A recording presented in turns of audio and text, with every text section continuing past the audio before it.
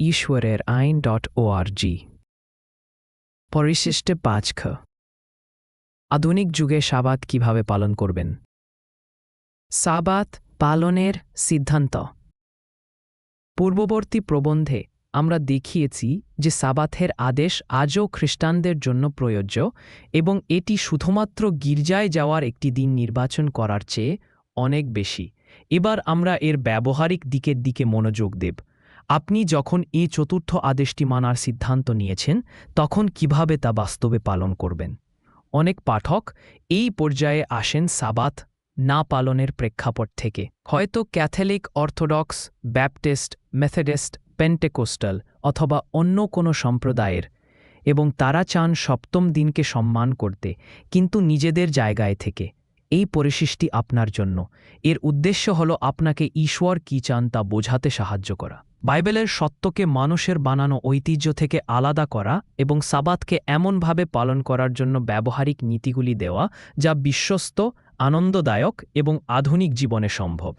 তবু মনে রাখা জরুরি যে চতুর্থ আদেশটি কোনো বিচ্ছিন্ন দায়িত্ব নয়, বরং ঈশ্বরের পবিত্র এবং চিরন্তন আইনের অংশ।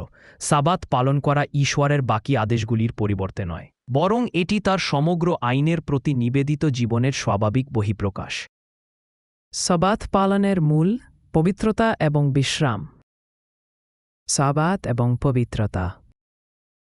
পবিত্রতা মানে ঈশ্বরের জন্য আলাদা করা। যেমন তাবেরনাকল সাধারণ ব্যবহারের বাইরে আলাদা করা হয়েছিল, তেমনি সাবাতও সপ্তাহের অন্য দিনগুলোর থেকে আলাদা করা হয়েছে।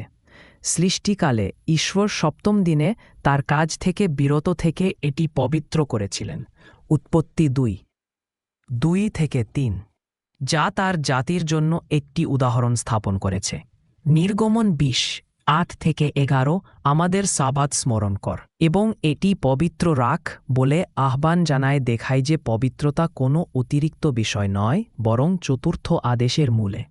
বাস্তবে পবিত্রতা মানে সাবাতের সময়গুলো এমনভাবে সাজানো যা ঈশ্বরের দিকে নির্দেশ করে, যা আমাদের সাধারণ রুটিনে ফিরিয়ে নেয়, এমন কাজ থেকে বিরত থাকা এবং সেই সময় ঈশ্বরকে গভীরভাবে উপলব্ধি করার জন্য পূর্ণ করা।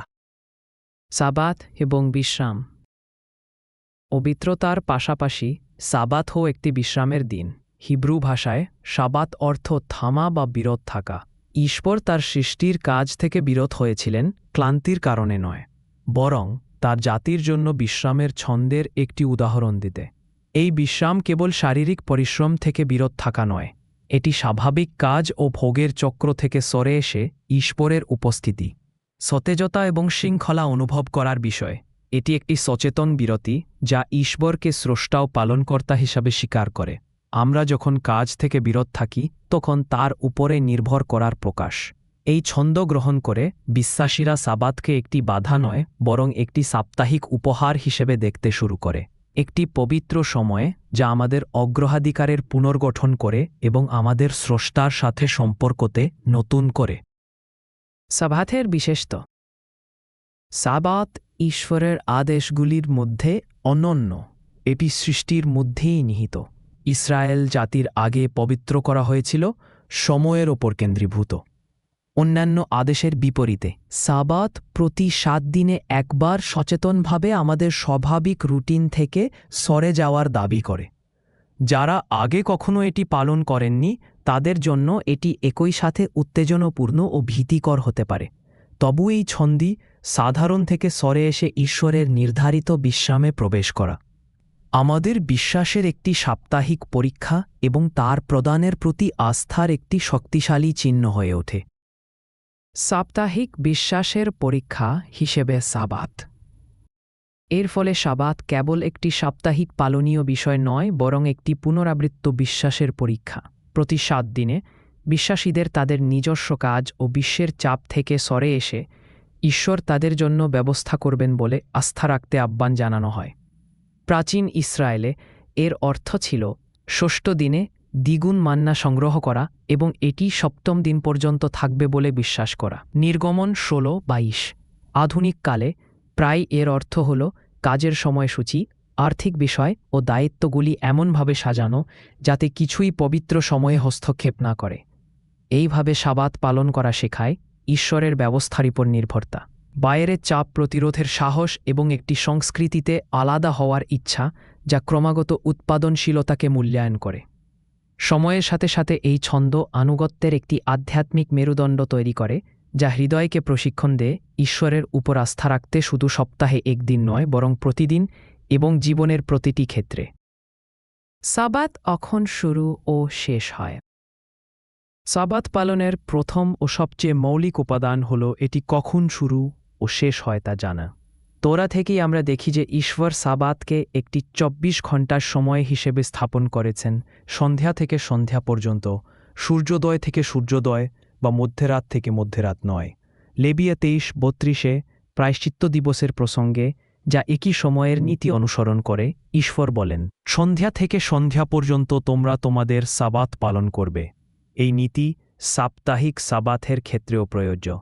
দিনটি ষষ্ঠ দিনে শুক্রবার সূর্যাস্তে শুরু হয় এবং সপ্তম দিনে শনিবার সূর্যাস্তে শেষ হয়। হিব্রুতে এটি প্রকাশ করা হয় মেয়েরেব আদ এরেব, সন্ধ্যা থেকে সন্ধ্যা পর্যন্ত। এই সময় বোঝা যে কোনো যুগেই সঠিকভাবে সাবাত পালনের ভিত্তি। ঐতিহাসিক প্রয়োগ এবং হিব্রু দিন। এই সন্ধ্যা থেকে সন্ধ্যা গণনা হিব্রু সময় ধারণার গভীরে প্রথিত।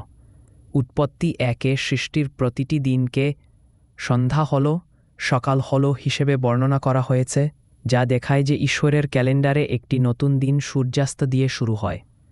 এই কারণেই বিশ্বজুড়ে ইহুদিরা শুক্রবার রাতে মোমবাতি জ্বালিয়ে সাবাতকে স্বাগত জানায়, যা বাইবেলীয় ধারা প্রতিফলিত করে। যদিও রাব্বিনিক ইহুদি ধর্ম পরে অতিরিক্ত রীতিনীতি গড়ে তুলেছে, সূর্যাস্ত থেকে সূর্যাস্তে এর মৌলিক বাইবেলীয় সীমা স্পষ্ট ও অপরিবর্তিত রয়ে গেছে। এমনকি ঈশোর সময়েও আমরা এই ধারা স্বীকৃত দেখি। উদাহরণস্বরূপ লুক ২৩:৫৪-৫৬ দেখা যায় যে নারীরা সূর্যাস্তের আগে সুগন্ধি প্রস্তুত করে সাবাথে বিশ্রাম নিয়েছিলেন। আজকের ব্যবহারিক প্রয়োগ। আজ যারা খ্রিস্টানরা সাবাতকে সম্মান করতে চান, তাদের জন্য সবচেয়ে সহজ উপায় হল শুক্রবার সূর্যাস্তকে আপনার সাবাত বিশ্রামের শুরু হিসেবে চিহ্নিত করা। এটি যতটা সহজ হতে পারে একটি অ্যালার্ম বা রিমাইন্ডার সেট করা অথবা স্থানীয় সূর্যাস্তের তালিকা অনুসরণ করা। হিব্রুতে শুক্রবারকে বলা হয় ইয়ম শিশি এবং শনিবারকে বলা হয় সাবাত। যখন সূর্য ইয়ম শিশির ওপর অস্তে যায়, সাবাত শুরু হয়। আগে থেকে প্রস্তুতি নিয়ে সূর্যাস্তের আগে কাজ, গৃহস্থালির কাজ বা কেনাকাটা শেষ করে আপনি পবিত্র সময়ে একটি শান্তিপূর্ণ পরিবর্তন তৈরি করতে পারেন। এই ছন্দ ধারাবাহিকতা গড়ে তুলতে সাহায্য করে এবং পরিবার, বন্ধু এবং এমনকি নিয়োগকর্তাদেরও সংকেত দিয়ে যে এই সময়টি ঈশ্বরের জন্য আলাদা। বিশ্রাম, দুটি চরম অবস্থা এড়ানো। বাস্তবে খ্রিস্টানরা সাবাথে বিশ্রাম নিতে গিয়ে প্রায় দুটি চরম অবস্থার একটিতে পড়ে যান। একটি চরম অবস্থা সাবাতকে সম্পূর্ণ নিষ্ক্রিয়তা হিসেবে দেখে, ২৪ ঘণ্টা কিছু না করে কেবল ঘুমানো, খাওয়া এবং ধর্মীয় বই পড়া। যদিও এটি আদেশ ভঙ্গ করা এড়ানোর ইচ্ছা প্রতিফলিত করে, এটি দিনের আনন্দ ও সম্পর্কমূলক দিকটি মিস করতে পারে। অন্য চরম অবস্থা সাবাতকে কাজ থেকে মুক্তি এবং আত্মকেন্দ্রিক বিনোদনের অনুমতি হিসেবে দেখে। রেস্তোরাঁ, খেলা, টিভি অনুষ্ঠান একটানা দেখা বা দিনটিকে একটি ক্ষুদ্র ছুটিতে পরিণত করা। যদিও এটি বিশ্রামের মতো অনুভূত হতে পারে, এটি সহজেই দিনের পবিত্রতাকে বিঘ্নিত করতে পারে। সত্যিকারের সাবাত বিশ্রাম। বাইবেলীয় দৃষ্টিতে সাবাত বিশ্রাম এই দুটি চরম অবস্থার মধ্যে অবস্থিত। এটি সাধারণ কাজ থেকে বিরত থাকা যাতে আপনি আপনার সময়, হৃদয় এবং মনোযোগ ঈশ্বরকে দিতে পারেন। পবিত্রতা মানে ঈশ্বরের জন্য আলাদা। এর মধ্যে থাকতে পারে উপাসনা, পরিবার ও অন্যান্য বিশ্বাসীদের সঙ্গে সম্পর্ক, দয়া প্রদর্শন, প্রার্থনা, অধ্যয়ন, প্রকৃতির মাঝে শান্তিপূর্ণ হাঁটা। এমন কাজ যা আত্মাকে সতেজ করে কিন্তু সাধারণ শ্রমে ফিরিয়ে নিয়ে না বা একে ধর্মনিরপেক্ষ বিনোদনের দিকে ঠেলে দেয়া না। যিশায়া ৫৮:১৩-১৪ নীতিটি দেয়, ঈশ্বরের পবিত্র দিনে নিজের আনন্দ করা থেকে আপনার পা ফিরিয়ে নেয়া এবং সাবাতকে আনন্দময় বলা। হিব্রুতে এখানে আনন্দ শব্দটি হল অনেগ, একটি ইতিবাচক আনন্দ যা ঈশ্বর কেন্দ্রিক। এই ধরনের বিশ্রাম শরীর ও আত্মা উভয়কেই পুষ্ট করে এবং সাবাতের প্রভুকে সম্মান জানায়। এই সিরিজ এবং ঈশ্বরের আইন সম্পর্কিত আরও অনেক অধ্যয়ন পাওয়া যাবে এই সাইটে ঈশ্বরের আইন.org।